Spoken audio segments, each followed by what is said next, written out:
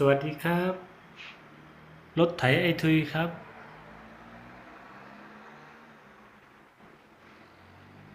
เดี๋ยววันนี้จะมาประกอบให้เพื่อนๆดูนะครับเพื่อเป็นอีกมุมมองหนึ่งสำหรับใครที่จะเอาไปดัดแปลงทำเองทำใช้เองนะครับ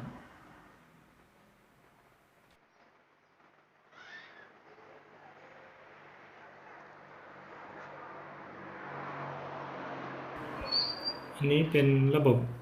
เบรกนะครับเบรกมูเล่ครับ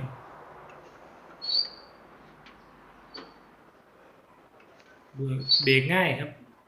เหยียบง่ายคันนี้ลูกค้าไม่เอาชุดไฮดรอลิกนะครับ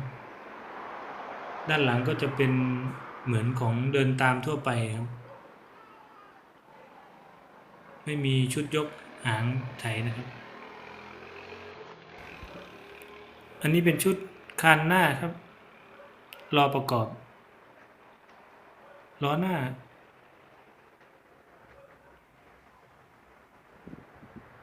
อันนี้ล้อหน้าล้อหลังเตรียมประกอบครับนี้บางโคนสายเกียร์บางโคนขวา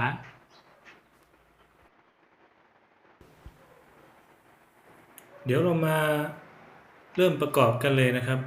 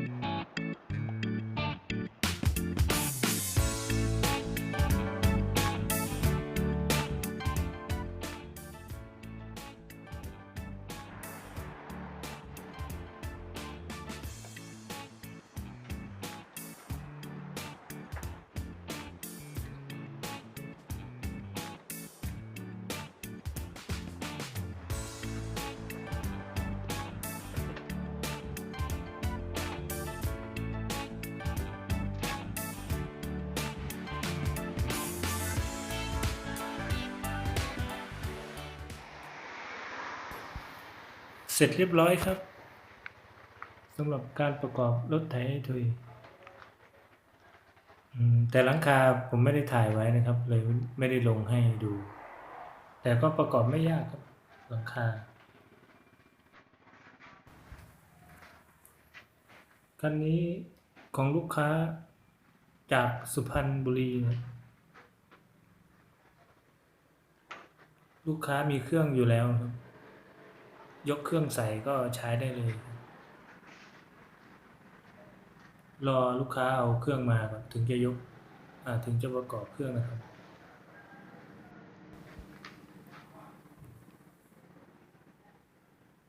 คันนี้มีระบบไฟด้วยนะครับระบบไฟหน้าไฟหลังท้ายครับแล้วก็ไฟเลี้ยวสามารถขับเวลากลางคืนได้ครับนี่ไฟเลี้ยวปุ่มไฟเลี้ยวนี่เลี้ยวขวานะครับ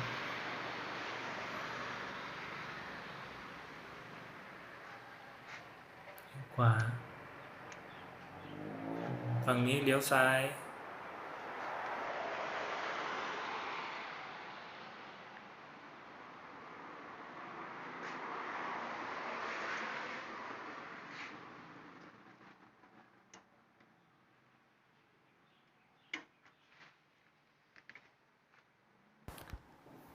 สำหรับคลิปนี้คงต้องพอแค่นี้ก่อนนะครับขอบคุณครับที่รับชมอย่าลืมกดติดตามด้วยนะครับ